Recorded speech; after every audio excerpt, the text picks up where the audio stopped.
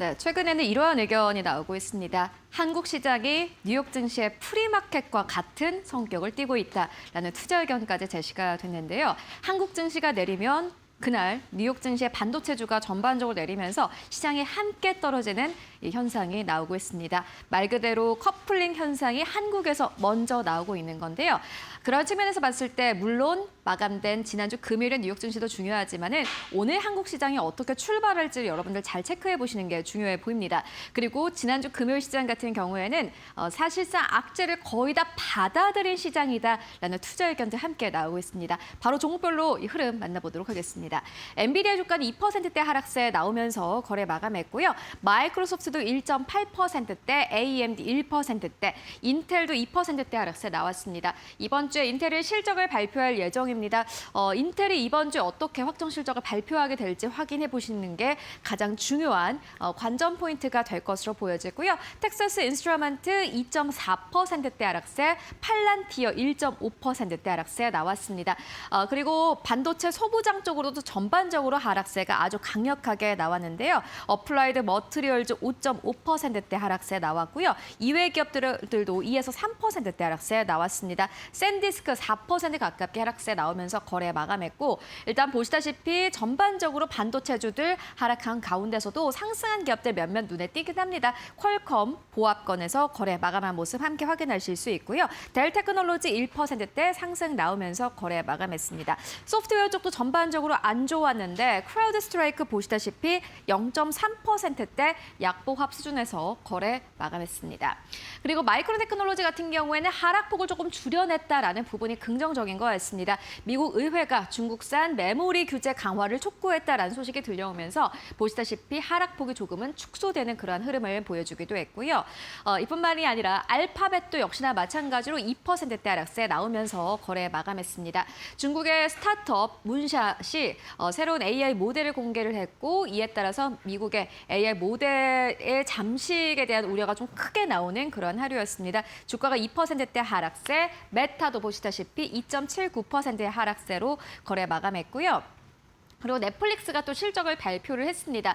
실적을 발표했는데 매출단이 좀 시장의 예상치를 소폭 하회했고 이뿐만이 아니라 넷플릭스가 컨퍼런스 콜에서 시청 참여도 제공 방식을 변경해서 앞으로 이 실적을 발표할 때 제공을 하겠다라고 발표를 했는데 이에 따라서 시장에선 좀 걱정이 커졌습니다. 왜 이전과는 다른 방식으로 이것을 제공하지라는 의문이 생겼고요. 이에 따라서 주가가 7% 이상 하락하면서 거래 마감한 모습 함께 확인하실 수 있습니다.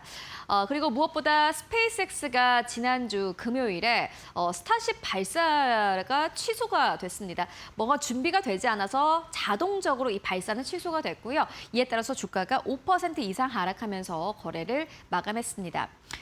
그리고 이뿐만이 아니라 사실 지난주에는 전반적으로 방어주까지 함께 하락하는 모습 보여줬습니다. 홈디포 2.6%대, 로우스 3%대 하락세, 맥도날드 2.1%대 하락세, 스타벅스도 역시나 마찬가지로 2.6%대 하락세 나오면서 방어주 쪽도 함께 하락하는 흐름 함께 보여줬습니다.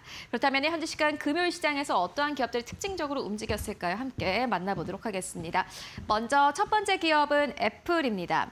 애플이 장중한 때에는 시가총액 1위권을 다시 한번 차지하기도 했습니다.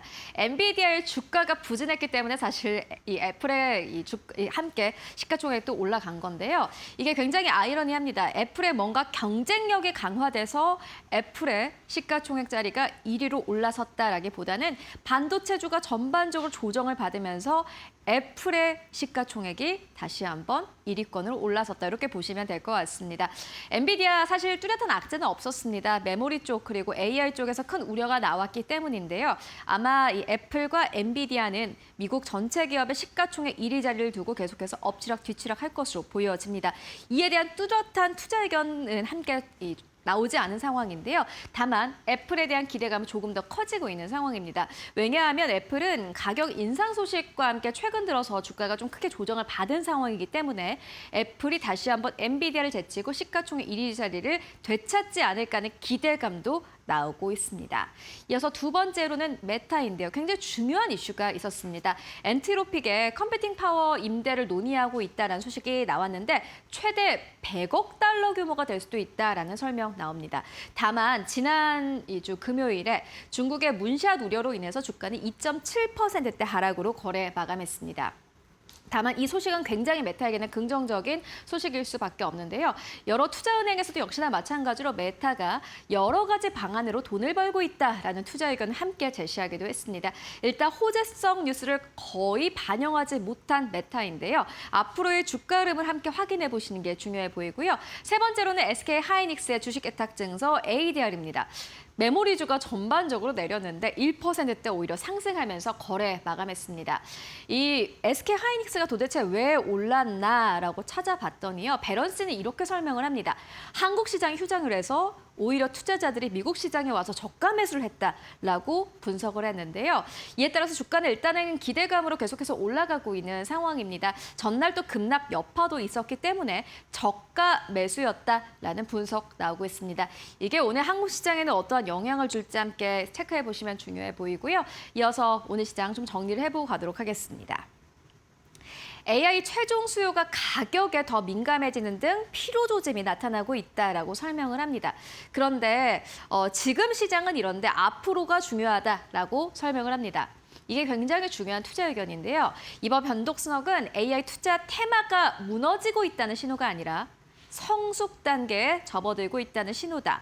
이는 혁신적인 투자 사이클이 발전하는 과정에서 나타나는 건강한 현상이다라고 설명을 하는데요.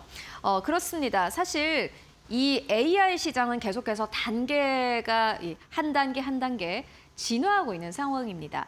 그렇기 때문에 시장도 함께 그 변화의 페이스에 맞춰서 가고 있는 건데요.